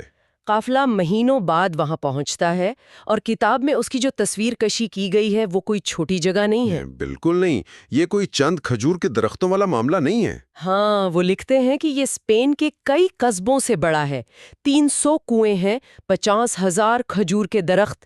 جی، اور خیموں کا ایک پورا شہر۔ اصل میں اس کی علامتی اہمیت بہت گہری ہے۔ وہ کیا ہے؟ دیکھیں، صحرا میں ہر طرف قبائلی جنگیں ہو رہی ہیں، افراتفری ہے، صحیح۔ لیکن یہ نخلستان ایک غیر جانبدار علاقہ ہے، ایک مقدس پناہ گاہ، یہاں کا ایک ہی قانون ہے۔ کہ کوئی ہتھیار لے کر اندر نہیں آ سکتا۔ بالکل، سب کو اپنے ہتھیار باہر قبائلی سرداروں کے حوالے کرنے پڑتے ہیں۔ یہ ایک ایسی جگہ ہے جہاں باہر کا تصادم ختم ہو جاتا ہے۔ تاکہ انسان اپنے اندر کے تصادم پر توجہ دے سکے۔ آپ نے بالکل صحیح پکڑا، یہ ایک جبری وقفہ ہے۔ جنگ کی وجہ سے قافلہ آگے نہیں جا سکتا، اور یہی مجبوری سانتیاگو کے لیے ایک موقع بن جاتی ہے۔ یعنی جسے ہم رکاوٹ سمجھتے ہیں وہ اصل میں ایک اشارہ ہوتا ہے۔ یہی تو اس کتاب کا بنیادی فلسفہ ہے۔ یہ نخلستان اسے باہر کی بھاگ دوڑ سے کاٹ کر اپنے اندر جھانکنے پر مجبور کرتا ہے۔ اور جب وہ اپنے اندر جھانکتا ہے تو اسے وہ ملتا ہے جس کی وہ تلاش بھی نہیں کر رہا تھا، اسے محبت مل جاتی ہے۔ جی، وہ الکیمسٹ کو ڈھونڈ رہا ہے جو علم اور طاقت کی علامت ہے۔ اور اسے فاطمہ مل جاتی ہے جو محبت اور تقدیر کی علامت ہے۔ بالکل، اور یہ ملاقات بھی کتنی خاص ہے۔ وہ ایک کنویں پر جاتا ہے، ہاں، پانی کا پوچھنے کے لیے۔ اور وہاں اس کی نظر فاطمہ پر پڑتی ہے۔ کتاب اس لمحے کو ایسے بیان کرتی ہے جیسے وقت ہی رک گیا ہو اور دنیا کی روح اس کے سامنے آ گئی ہو۔ یہ دنیا کی روح کا تصور بار بار آتا ہے۔ یہاں اس کا کیا مطلب ہے؟ کیا یہ صرف پہلی نظر کے محبت کو کہنے کا ایک شاعرانہ انداز ہے؟ یہ اس سے کہیں زیادہ گہرا ہے۔ کوئلو کے فلسفے میں دنیا کی روح وہ کائناتی طاقت ہے جو ہر چیز کو جوڑتی ہے۔ اچھا۔ جب سانتیاگو فاطمہ کو دیکھتا ہے تو اسے صرف یہ احساس نہیں ہوتا کہ یہ لڑکی خوبصورت ہے، اسے یہ محسوس ہوتا ہے کہ اس کی پوری زندگی کا سفر، بھیڑیں، بادشاہ، کرسٹل کی دکان، سب کچھ صرف اسی ایک لمحے تک پہنچنے کے لیے تھا۔ یہ دو روحوں کا ملاپ ہے جو ایک دوسرے کو پہلے سے جانتی تھیں۔ یعنی ایک ایسی محبت جسے الفاظ کی ضرورت ہی نہیں؟ جی، مصنف اسے دنیا کی خالص زبان کہتے ہیں۔ اور پھر فاطمہ کا کردار آتا ہے جو میرے خیال میں اس کتاب کے سب سے طاقتور کرداروں میں سے ایک ہے۔ بلا شبہ۔ جب سانتیاگو اسے اپنے خزانے اور اپنے ذاتی مقصد کے بارے میں بتاتا ہے تو وہ اسے روکتی نہیں ہے۔ یہ محبت کا ایک بہت ہی آئیڈیل تصور ہے نا؟ بالکل آئیڈیل ہے، اور یہی اس کتاب کو خاص بناتا ہے۔ کوئلو روایتی کہانیوں کو چیلنج کر رہے ہیں۔ کیسے؟ وہ یہ کہہ رہے ہیں کہ اگر محبت آپ کو آپ کے خوابوں سے دور کر رہی ہے تو شاید وہ سچی محبت ہے ہی نہیں۔ واہ! فاطمہ کا کردار اس بات کی علامت ہے کہ حقیقی محبت آپ کی جڑیں مضبوط کرتی ہے، آپ کو زنجیروں میں نہیں باندھتی۔ وہ کہتی ہے صحرا کی عورتوں کو اپنے مردوں کا انتظار کرنے کی عادت ہوتی ہے۔ جی، وہ اسے جانے کی اجازت دیتی ہے۔ وہ کہتی ہے کہ اگر میں تمہارے ذاتی مقصد کا حصہ ہوں تو تم واپس آؤ گے۔ یہ بہت بڑی بات ہے۔ وہ یہ نہیں کہہ رہی کہ میرے لیے رک جاؤ، بلکہ یہ کہہ رہی ہے کہ اپنے خواب کے لیے جاؤ اور میں تمہارا انتظار کروں گی۔ بالکل، محبت یہاں قربانی نہیں مانگ رہی، بلکہ انتظار کرنے کا حوصلہ دے رہی ہے۔ جی، اور یہ سانتیاگو کے لیے ایک بہت بڑا امتحان بھی ہے۔ کیسے؟ اب اس کے پاس نخلستان میں رکنے کی ایک بہت مضبوط وجہ ہے، محبت۔ خزانہ تو ایک غیر یقینی چیز ہے نا؟ صحیح۔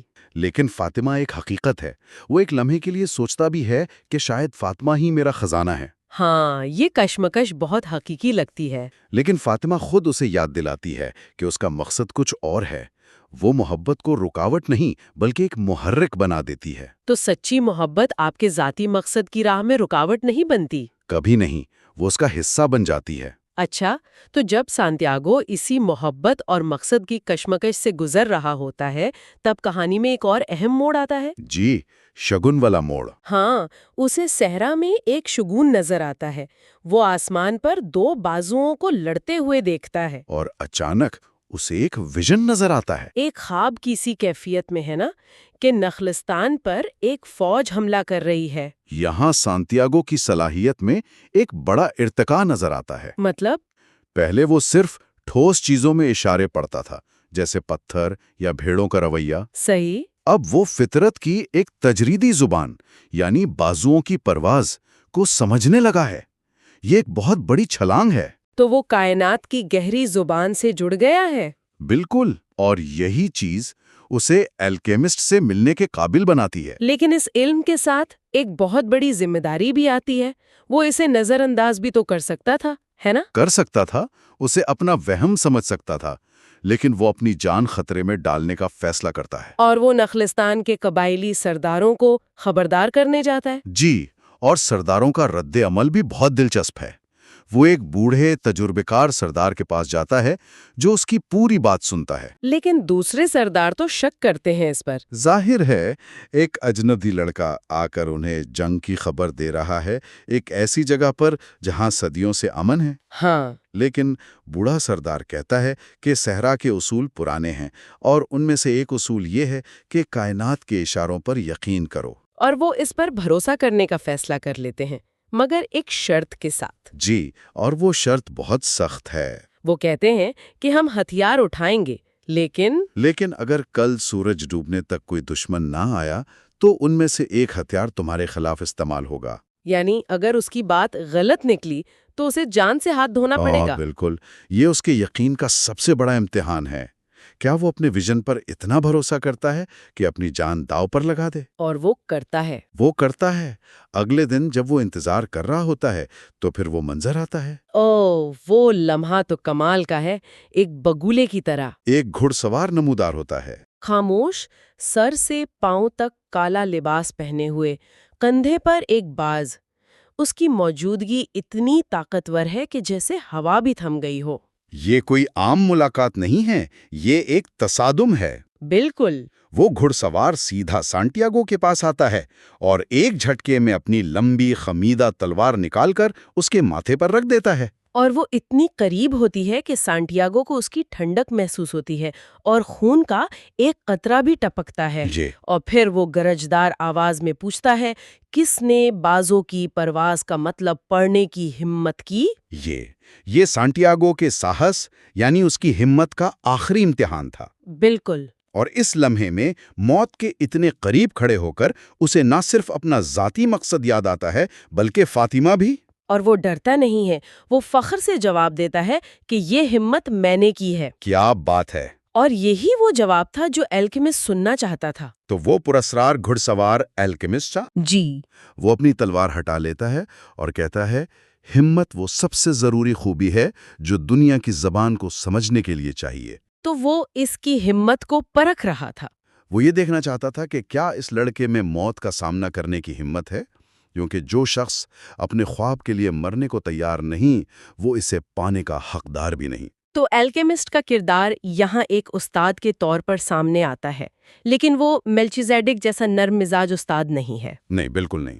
وہ ایک سخت رہنما ہے جو سانتیاگو کو آخری اور سب سے مشکل مرحلے کے لیے تیار کرنے آیا ہے۔ اور وہ اسے بتاتا ہے کہ اس نے شگون کو صحیح پڑھا، نخلستان بچ جائے گا اور اسے انعام بھی ملے گا۔ ہاں، اور وہ اسے ایک اور اہم سبق سکھاتا ہے۔ وہ کہتا ہے، جب تمہارا دل کسی چیز کی شدید خواہش کرتا ہے تو تم کائنات کی روح کے بہت قریب ہوتے ہو۔ وہ اسے یاد دلا رہا ہے کہ اس کا سفر ابھی ختم نہیں ہوا۔ بالکل، وہ اسے بتاتا ہے کہ نخلستان ایک منزل نہیں، صرف ایک پڑاؤ ہے۔ اصل خزانہ ابھی بھی اہرام مصر کے پاس ہے۔ تو اگر ہم اس پورے حصے کا خلاصہ کریں تو الفیوم کا نخلستان، جو بظاہر ایک رکاوٹ تھا، وہ سانتیاگو کے لیے روحانی بیداری کا مرکز بن گیا۔ صحیح، یہاں اسے محبت کا وہ مفہوم ملا جو آزاد کرتا ہے، قید نہیں کرتا۔ اس نے کائنات کے گہرے اشاروں کو سمجھنا سیکھا، اپنی جان داؤ پر لگائی، اور آخرکار وہ اپنے آخری رہنما الکیمسٹ سے ملا۔ اب تک سانتیاگو کا سفر قسمت اور اشاروں پر مبنی تھا، وہ ایک طرح سے بہاؤ کے ساتھ بہہ رہا تھا۔ جی، لیکن اس مقام پر اسے پہلی بار فعال طور پر ہمت کا مظاہرہ کرنا پڑا، موت کا سامنا کرنا پڑا اور اپنے یقین کا ثبوت دینا پڑا۔ تو اب وہ صرف ایک مسافر نہیں رہا۔ نہیں، اب وہ اپنے مقدر کو شکل دینے والا یعنی اسے خود بنانے والا بن گیا ہے۔ بہت خوب۔ تو اگلے اور ہمارے آخری حصے میں ہم سانتیاگو کے آخری امتحانات کا جائزہ لیں گے۔ جی، جہاں وہ الکیمسٹ کی رہنمائی میں صحرا کے سب سے خطرناک حصے کو عبور کرے گا اور ان سچائیوں کا سامنا کرے گا جو اسے خزانے کے پیچھے کی اصل حقیقت کی طرف لے جائیں گی۔ بالکل، اور سننے والوں کے لیے ایک سوال چھوڑ جاتے ہیں، کتاب بار بار اس بات پر کیوں زور دیتی ہے کہ کسی خواب کی تکمیل سے ٹھیک پہلے سب سے کڑی آزمائش آتی ہے؟ ہاں، الکیمسٹ بھی سانتیاگو کو کہتا ہے، اندھیرا ہمیشہ صبح ہونے سے ٹھیک پہلے سب سے گہرا ہوتا ہے۔ تو سوال یہ ہے کہ کیا منزل کی قدر واقعی اس کے راستے کی مشکلات سے طے ہوتی ہے؟ اس پر سوچیے گا۔ آج ہم ایک ایسی کتاب پر بات کرنے جا رہے ہیں جو محض ایک کہانی نہیں بلکہ ایک فلسفہ بن چکی ہے، پاولو کویلو کی کیمیا گر۔ بالکل۔ یہ ان کتابوں میں سے ہے جنہیں لوگ اپنی زندگی کے مختلف موڑوں پر پڑھتے ہیں اور ہر بار اس سے ایک نیا مطلب نکالتے ہیں۔ صحیح۔ ہم اس کے مرکزی کردار سانتیاگو کے سفر کے اہم پڑاؤ اور اس کے پیچھے چھپے گہرے اسباق کا جائزہ لیں گے۔ بالکل، اور یہ جائزہ صرف کہانی سنانے کے لیے نہیں ہے۔ ہم یہ سمجھنے کی کوشش کریں گے کہ یہ کتاب اتنی زیادہ پسند کیوں کی جاتی ہے۔ ہاں، یہ بہت اہم سوال ہے۔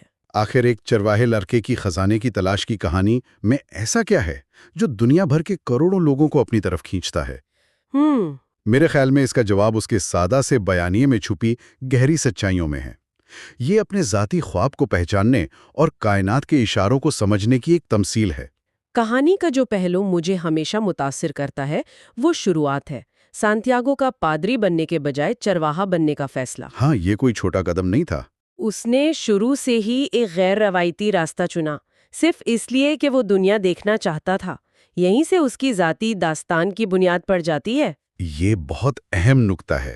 اس کا یہ فیصلہ ظاہر کرتا ہے کہ وہ پہلے سے ہی اپنے دل کی سن رہا تھا، چاہے وہ اسے شعوری طور پر نہ جانتا ہو۔ اچھا۔ اس کے والد نے اسے سفر کرنے کا ایک ہی راستہ بتایا تھا، چرواہا بننا، اور اس نے فوراً اسے قبول کر لیا۔ یہ پہلا اشارہ ہے کہ وہ اپنی تقدیر خود بنانے کے لیے تیار ہے۔ اور پھر اسے وہ مشہور خواب آتا ہے مصر کے اہرام کے پاس چھپے خزانے کا۔ ہاں، وہ اس کی تعبیر کے لیے ایک خانہ بدوش عورت کے پاس جاتا ہے جو ایک عجیب سی شرط رکھتی ہے کہ خزانہ ملنے پر اسے 10واں حصہ دینا ہوگا۔ یہ بھی ایک سبق ہے کہ ہر چیز کی قیمت ہوتی ہے، یہاں تک کہ مشورے کی بھی۔ ہاں، اور یہ خواب اس کے سفر کا بلاوا ہے۔ یہ وہ چنگاری ہے جو اسے حرکت میں لاتی ہے۔ لیکن اصل موڑ تب آتا ہے جب اس کی ملاقات سلیم کے پراسرار بادشاہ ملکزیدیک سے ہوتی ہے۔ صحیح۔ وہ سانتیاگو کو صرف خزانے کے بارے میں نہیں بتاتا، بلکہ زندگی کے کچھ بنیادی اصول سکھاتا ہے، جن میں سب سے اہم ذاتی داستان کا تصور ہے، یعنی وہ مقصد جسے پورا کرنے کی خواہش ہر انسان کے دل میں ہوتی ہے۔ بالکل، پرسنل لیجنڈ۔ اور پھر وہ دنیا کے سب سے بڑے جھوٹ کی بات کرتا ہے۔ یہ جملہ بہت طاقتور ہے واقعی؟ کہ ہماری زندگی کے ایک خاص موڑ پر ہم اس پر قابو کھو دیتے ہیں جو ہمارے ساتھ ہو رہا ہے، اور ہماری زندگی قسمت کے تابع ہو جاتی ہے۔ یہ ایک گہری نفسیاتی رکاوٹ ہے۔ یہ وہ سوچ ہے جو لوگوں کو کوشش کرنے سے روکتی ہے۔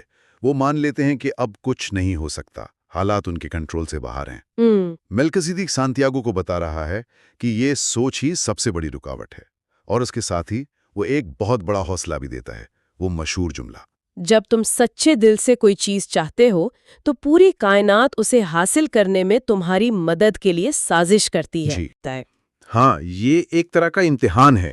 صرف خواب دیکھنا کافی نہیں، اس کے لیے کچھ قربان بھی کرنا پڑتا ہے۔ بالکل، ملکزیدیک ایک مرشد کا کردار ادا کر رہا ہے۔ وہ اسے جوابات نہیں دے رہا، بلکہ سوچنے کا ایک فریم ورک اور اورم اور تھومم جیسے اوزار دے رہا ہے۔ وہ پتھر، ہاں، وہ اسے اس کے آرام دہ دائرے سے باہر دھکیل رہا ہے۔ بھیڑے بیچنا اس بات کی علامت ہے کہ سانتیاگو نے اپنا ماضی اور اپنی سیکیورٹی چھوڑ دی ہے، اور اب واپسی کا کوئی راستہ نہیں۔ بادشاہ سے وہ تیل کے 2 قطروں والی کہانی بھی سناتا ہے۔ ہاں، وہ بہت دلچسپ کہانی ہے۔ ایک نوجوان کو ایک دانا شخص کے پاس خوشی کا راز جاننے کے لیے بھیجا جاتا ہے۔ اسے ایک چمچ دیا جاتا ہے جس میں تیل کے 2 قطرے ہوتے ہیں، اور کہا جاتا ہے کہ محل کے عجوبہ بات دیکھو لیکن تیل نہ گرنے دینا۔ اور پہلی بار وہ تیل بچا لیتا ہے لیکن محل نہیں دیکھ پاتا۔ صحیح۔ دوسری بار وہ محل کی خوبصورتی میں کھو جاتا ہے اور تیل گرا دیتا ہے۔ سبق یہ ہے کہ خوشی کا راز دنیا کے عجوبات دیکھنے اور اپنے مقصد یعنی تیل کے 2 قطروں پر نظر رکھنے کے درمیان توازن قائم کرنے میں ہے۔ یہ کہانی تو پورے ناول کا خلاصہ ہے۔ بالکل، آپ کو اپنے سفر سے لطف اندوز بھی ہونا ہے اور اپنی منزل کو بھولنا بھی نہیں۔ کویلو خود کتاب کے تعارف میں 4 بڑی رکاوٹوں کا ذکر کرتا ہے جو کسی کو اپنی ذاتی داستان پوری کرنے سے روکتی ہیں۔ پہلی، یہ سوچ کہ خواب ناممکن ہے۔ دوسری، محبت کا ڈر کہ کہیں ہم اپنے پیاروں کو پیچھے نہ چھوڑ دیں۔ تیسری، شکست کا ڈر۔ اور چوتھی، جو سب سے عجیب ہے، کامیابی کا خوف۔ سانتیاگو کا پورا سفر ان 4 رکاوٹوں سے نمٹنے کی کہانی ہے۔ اور اس کا سامنا پہلی ہی رکاوٹ سے بہت جلد ہو جاتا ہے۔ بالکل، وہ افریقہ کے شہر تنجا پہنچتا ہے اور پہنچتے ہی اس کے سارے پیسے چوری ہو جاتے ہیں۔ ایک لمحے میں سب کچھ ختم۔ یہ شکست کے ڈر کی پہلی کڑی آزمائش تھی۔ یہ صرف مالی نقصان نہیں تھا، یہ اس کے خواب پر پہلا بڑا حملہ تھا۔ یہ وہ لمحہ ہے جہاں زیادہ تر لوگ ہار مان لیتے ہیں۔ کتاب میں اس کی مایوسی کو بہت خوبصورتی سے بیان کیا گیا ہے۔ ہاں، وہ بہت مایوس ہو جاتا ہے۔ وہ خدا کو غیر منصف سمجھتا ہے اور سوچتا ہے کہ خواب دیکھنے والوں کو ایسی ہی سزا ملتی ہے، لیکن پھر وہ ایک فیصلہ کرتا ہے۔ وہ خود کو ایک مظلوم کے بجائے ایک مہم جو کے طور پر دیکھنے کا انتخاب کرتا ہے۔ بالکل، یہ چھوٹی سی ذہنی تبدیلی سب کچھ بدل دیتی ہے۔ اور وہ ایک کرسٹل کے تاجر کی دکان پر کام شروع کر دیتا ہے۔ یہ 1 سال کا عرصہ جو بظاہر ایک بھٹکاؤ لگتا ہے، اس کے سفر کا سب سے اہم حصہ بن جاتا ہے۔ ہاں، یہاں اس کی ملاقات ایک ایسے شخص سے ہوتی ہے جو اپنی ذاتی داستان سے دستبردار ہو چکا ہے۔ ہاں، وہ تاجر، وہ مکہ جانے کا خواب دیکھتا ہے لیکن کبھی جاتا نہیں، کیوں؟ کیونکہ اسے ڈر ہے کہ اگر اس کا خواب پورا ہو گیا تو اس کے پاس جینے کی کوئی وجہ نہیں بچے گی۔ یہ بہت عجیب بات ہے۔ یہاں ایک بہت بڑا نفسیاتی نکتہ ہے۔ کئی بار لوگ اپنے خوابوں کو پورا کرنے سے زیادہ خواب دیکھنے کے عمل سے محبت کرتے ہیں۔ اچھا۔ خواب ایک محفوظ آرام دہ جگہ ہے۔ اسے حقیقت بنانے کے سفر میں ناکامی اور غیر یقینی کا خطرہ ہوتا ہے۔ تاجر اس خطرے سے ڈرتا ہے، اس لیے وہ خواب کو بس خواب ہی رہنے دیتا ہے۔ تو اس کا خواب اسے زندہ تو رکھتا ہے مگر آگے نہیں بڑھنے دیتا۔ بالکل۔ یہ ایک بہت طاقتور اور قدر خوفناک سوچ ہے کہ ایک خواب مقصد بننے کے بجائے قید خانہ بھی بن سکتا ہے۔ واقعی؟ لیکن سانتیاگو اس تاجر جیسا نہیں ہے۔ وہ وہاں صرف کام نہیں کرتا بلکہ وہ وہاں بھی اشاروں کو پڑھتا ہے اور تبدیلی لاتا ہے، ہاں، وہ تاجر کو مشورہ دیتا ہے کہ کرسٹل کے گلاسوں میں چائے بیچی جائے، جس سے دکان کی قسمت ہی بدل جاتی ہے۔ یہ 1 سال کا عرصہ اس کے لیے ایک ٹریننگ تھی۔ اس نے صبر سیکھا، عملی ہنر سیکھے اور سب سے بڑھ کر مکتوب یعنی جو لکھا ہوا ہے کا تصور سمجھا۔ لیکن اس نے یہ بھی سیکھا کہ انسان اپنی محنت سے اس لکھے ہوئے کو بہتر بنا سکتا ہے۔ ہاں، اور اس نے بغیر الفاظ کی زبان سیکھی، یعنی لوگوں اور حالات کو سمجھنے کا ہنر۔ 1 سال بعد اس کے پاس اتنے پیسے جمع ہو جاتے ہیں کہ وہ پہلے سے دگنی بھیڑیں خرید کر اسپین واپس جا سکتا ہے۔ اور وہ ایک لمحے کے لیے سوچتا بھی ہے۔ لیکن آخر کار اپنا سفر جاری رکھنے کا فیصلہ کرتا ہے۔ اب وہ پہلے سے زیادہ مضبوط اور پر اعتماد ہے۔ اب وہ قافلے کے ساتھ صحرا عبور کرتا ہے، جو خود ایک استعارہ ہے۔ صحرا کیسے؟ صحرا ایک ایسی جگہ ہے جہاں غیر ضروری چیزیں ختم ہو جاتی ہیں اور صرف بنیادی باتیں رہ جاتی ہیں۔ یہاں اس کی ملاقات ایک انگریز سے ہوتی ہے۔ یہ کردار مجھے بہت دلچسپ لگتا ہے۔ انگریز کتابوں کے ذریعے کیمیا گری سیکھنا چاہتا ہے، جبکہ سانتیاگو مشاہدے اور تجربے سے سیکھ رہا ہے۔ یہ علم حاصل کرنے کے 2 بالکل مختلف راستوں کی نمائندگی ہے۔ تو کیا یہ عقل بمقابلہ وجدان ہے؟ بالکل۔ انگریز سوچتا ہے کہ اگر وہ ساری کتابیں پڑھ لے گا تو اسے راز معلوم ہو جائے گا۔ سانتیاگو کو لگتا ہے کہ کتابیں بہت پیچیدہ ہیں اور اصل علم دنیا کو پڑھنے میں ہے۔ لیکن کتاب یہ تو نہیں کہتی کہ کتابیں بیکار ہیں۔ نہیں، بالکل نہیں۔ کتاب یہ ضرور کہتی ہے کہ سانتیاگو جیسے سفر کے لیے ذاتی تجربہ اور کائنات کے اشاروں کو سمجھنا زیادہ ضروری ہے۔ یہاں ایک دلچسپ تضاد ہے۔ انگریز کتابوں پر انحصار کرتا ہے، سانتیاگو تجربے پر۔ لیکن کیا کتاب یہ نہیں کہہ رہی کہ دونوں کی ضرورت ہے؟ آخر کیمیاگر خود بھی تو بہت پڑھا لکھا اور دانا ہے۔ بہت اچھا سوال ہے۔ میرے خیال میں کتاب کا پیغام یہ ہے کہ علم کی شروعات کتابوں سے ہو سکتی ہے، لیکن حقیقی حکمت تب حاصل ہوتی ہے جب اس علم کو تجربے کی بھٹی سے گزارا جائے۔ اچھا۔ انگریز صرف نظریاتی علم رکھتا ہے، اس نے اسے عملی طور پر آزمایا نہیں۔ کیمیاگر نے دونوں کو ملا دیا ہے۔ سانتیاگو وجدان کے راستے پر ہے، جسے کیمیاگر بعد میں مزید نکھارے گا۔ تو تنجا میں اس نے صبر اور محنت کا سبق سیکھا، لیکن صحرا میں اس کا امتحان بالکل مختلف تھا۔ ہاں، یہاں اسے ایک ایسی چیز کا سامنا کرنا پڑا جو خوابوں کو اکثر راستے سے بھٹکا دیتی ہے، محبت۔ نخلستان میں اس کی ملاقات فاطمہ سے ہوتی ہے۔ اور یہ دوسری بڑی رکاوٹ ہے۔ اسے فاطمہ سے اتنی محبت ہو جاتی ہے کہ وہ اپنا خزانے کا خواب چھوڑنے کو تیار ہو جاتا ہے۔ وہ سوچتا ہے کہ اسے اپنا خزانہ مل گیا ہے۔ ہاں، اور کئی لوگ اپنی زندگی میں اسی موڑ پر آ کر رک جاتے ہیں۔ لیکن فاطمہ ایک عام کردار نہیں ہے، وہ سچی محبت کی علامت ہے جو خود غرض نہیں ہوتی۔ بالکل، وہ سانتیاگو کو آگے بڑھنے سے نہیں روکتی۔ اس کا وہ جملہ بہت خوبصورت ہے، میں صحرا کی عورت ہوں اور میں انتظار کرنا جانتی ہوں، اگر میں واقعی تمہارے خواب کا حصہ ہوں تو تم ایک دن واپس آؤ گے۔ وہ محبت کو رکاوٹ کے بجائے ایک محرک کے طور پر پیش کرتی ہے۔ وہ اسے سمجھاتی ہے کہ صحرا کے مرد ہمیشہ سفر پر جاتے ہیں اور ان کی عورتیں ان کا انتظار کرتی ہیں، کیونکہ سچی محبت کسی کو باندھتی نہیں بلکہ آزاد کرتی ہے۔ یہ اس کتاب کا ایک بہت ہی اہم پیغام ہے۔ یقیناً۔ نخلستان میں ہی سینٹیاگو کی وجدانی طاقت عروج پر پہنچتی ہے۔ وہ دو بازوں کو لڑتے ہوئے دیکھتا ہے اور اسے ایک نظارہ دکھائی دیتا ہے کہ نخلستان پر حملہ ہونے والا ہے۔ یہ اس کے لیے ایک بہت بڑا امتحان ہے، کیونکہ صحرا کے قانون کے مطابق نخلستان میں ہتھیار اٹھانا منع ہے۔ اور وہ اس امتحان میں کامیاب ہوتا ہے۔ ہاں، وہ ڈر کے باوجود قبائلی سرداروں کو خبردار کرتا ہے۔ شروع میں وہ اس پر شک کرتے ہیں، لیکن پھر ایک بزرگ سردار جوزف کی کہانی سنا کر اس پر بھروسہ کرنے کا فیصلہ کرتے ہیں۔ یہ واقعہ سانتیاگو کو نہ صرف بہت سا سونا دلواتا ہے بلکہ اسے کیمیا گر تک بھی پہنچا دیتا ہے۔ اور پھر کیمیا گر کی انٹری ہوتی ہے، ایک طاقتور، پراسرار اور بے رحم استاد۔ ہاں، وہ سانتیاگو کی ہمت کو آزماتا ہے، اسے زندگی اور موت کے خطرے میں ڈالتا ہے۔ اور اسے اپنے دل کے سننے کا سب سے اہم سبق سکھاتا ہے۔ وہ ماسٹر گائیڈ ہے۔ وہ اسے آخری منزل کے لیے تیار کرتا ہے۔ بالکل۔ وہ اسے سمجھاتا ہے کہ شکست کا خوف چوٹ کے خوف سے زیادہ برا ہوتا ہے، اور یہ کہ کوئی بھی دل اس وقت تکلیف میں نہیں ہوتا جب وہ اپنے خوابوں کی تلاش میں ہوتا ہے۔ وہ اسے اس کی حدود سے آگے دھکیلتا ہے تاکہ وہ اپنی حقیقی طاقت کو پہچان سکے۔ صحیح۔ کہانی کا کلائمیکس وہ لمحہ ہے جب انہیں ایک فوجی کیمپ میں قید کر لیا جاتا ہے۔ ہاں۔ کیمیا گر ان کی جان بچانے کے لیے دعویٰ کرتا ہے کہ سانتیاگو خود کو ہوا میں تبدیل کر سکتا ہے اور اسے 3 دن کی مہلت دی جاتی ہے۔ یہ تو سراسر ناممکن لگتا ہے۔ بالکل۔ یہ اس کی آخری اور سب سے بڑی آزمائش ہے۔ یہ کتاب کا سب سے زیادہ استعاراتی حصہ ہے۔ سانتیاگو کا صحرا، ہوا اور سورج سے بات کرنا دراصل خود اپنی ذات کے گہرے ترین حصوں اور کائنات کے ساتھ اپنے تعلق کو سمجھنے کا عمل ہے۔ یہ کوئی لفظی جادو نہیں بلکہ روح عالم کے ساتھ مکمل ہم آہنگی حاصل کرنے کا استعارہ ہے۔ اور آخر میں وہ اس ہاتھ سے جڑ جاتا ہے جس نے سب کچھ لکھا۔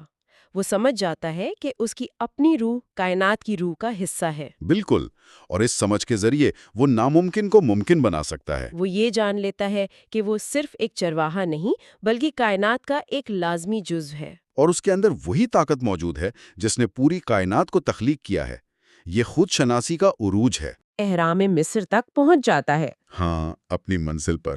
وہ اس جگہ کھدائی شروع کرتا ہے جہاں خواب میں اسے خزانہ نظر آیا تھا، لیکن اسے کچھ نہیں ملتا۔ اور پھر کہانی ایک اور ظالمانہ موڑ لیتی ہے۔ کچھ لوگ اسے پکڑ کر مارتے پیٹتے ہیں اور اس کا سونا چھین لیتے ہیں۔ یہ مایوسی کی انتہا۔ وہ اپنی منزل پر پہنچ کر بھی ناکام ہو جاتا ہے، لیکن عین اسی لمحے جب سب کچھ ختم ہو چکا ہوتا ہے، کائنات اسے آخری اور سب سے بڑا اشارہ دیتی ہے۔ چوروں کا سردار اس کا مذاق اڑاتے ہوئے اسے اپنے ایک خواب کے بارے میں بتاتا ہے۔ وہ کہتا ہے، میں تمہاری طرح بے وقوف نہیں ہوں کہ خواب کے پیچھے صحرا پار کروں۔ مجھے بھی ایک خواب آیا تھا کہ اسپین میں ایک تباہ شدہ گرجا گھر میں گولر کے درخت کے نیچے خزانہ چھپا ہے۔ اور یہ وہ لمحہ ہے جب سانتیاگو کو سب کچھ سمجھ آ جاتا ہے۔ اصل خزانہ وہیں تھا جہاں سے اس نے اپنا سفر شروع کیا تھا۔ تو اس سب کا کیا مطلب ہے؟ خزانہ تو گھر پر ہی تھا۔ کیا یہ سارا سفر، ساری تکلیفیں، سب کچھ بے معنی تھا؟ بالکل نہیں، بلکہ یہ سفر ہی سب کچھ تھا۔ اچھا۔ جیسا کہ سانتیاگو کو بعد میں احساس ہوتا ہے، اگر وہ یہ سفر نہ کرتا تو اسے کبھی بھی خزانے کا پتہ نہ چلتا۔ صحیح۔ اسے بادشاہ سے ملنا، کرسٹل کی دکان پر کام کرنا، صحرا عبور کرنا، فاطمہ سے محبت کرنا اور کیمیا گر سے سیکھنا تھا، تاکہ وہ اس شخص میں تبدیل ہو سکے جو اس آخری اشارے کو سمجھنے کے قابل ہو۔ تو سونا تو صرف ایک انعام تھا۔ ہاں، اصل خزانہ وہ حکمت، تجربہ اور روحانی ترقی تھی جو اس نے راستے میں حاصل کی۔ کائنات نے اسے یہ راز بتانے کے لیے پورا سفر کروایا، کیونکہ وہ اس راز کو سمجھنے کے لیے تیار نہیں تھا۔ بالکل، اسے پہلے خود کو کیمیا کے عمل سے گزارنا تھا، اپنی ذات کے سیسے کو سونے میں تبدیل کرنا تھا۔ بہت خوبصورت بات ہے۔ سفر نے اسے وہ آنکھیں دیں جن سے وہ سچائی کو دیکھ سکتا تھا، جو ہمیشہ اس کے سامنے تھی۔ خزانہ تو بس اس سفر کی تکمیل کی علامت ہے۔ اور یہ ہمیں سوچنے کے لیے ایک آخری خیال دیتا ہے۔ کتاب کا اختتام سانتیاگو کے یہ کہنے پر ہوتا ہے، فاطمہ میں آ رہا ہوں۔ خزانہ کہانی کا اختتام نہیں ہے۔ بالکل، بلکہ اس کی زندگی کے اگلے باب کا آغاز ہے۔ یہ سوچنے پر مجبور کرتا ہے کہ ہم میں سے کتنے لوگ اپنے خزانے کی تلاش میں دور دور تک سفر کرتے ہیں۔ صرف یہ سمجھنے کے لیے کہ جس سکون یا کامیابی کی ہمیں تلاش تھی اس کا بیج ہمارے اندر یا ہمارے گھر میں ہی موجود تھا۔ لیکن شاید اس بیج کو پہچاننے کے لیے وہ لمبا، کٹھن سفر ضروری تھا۔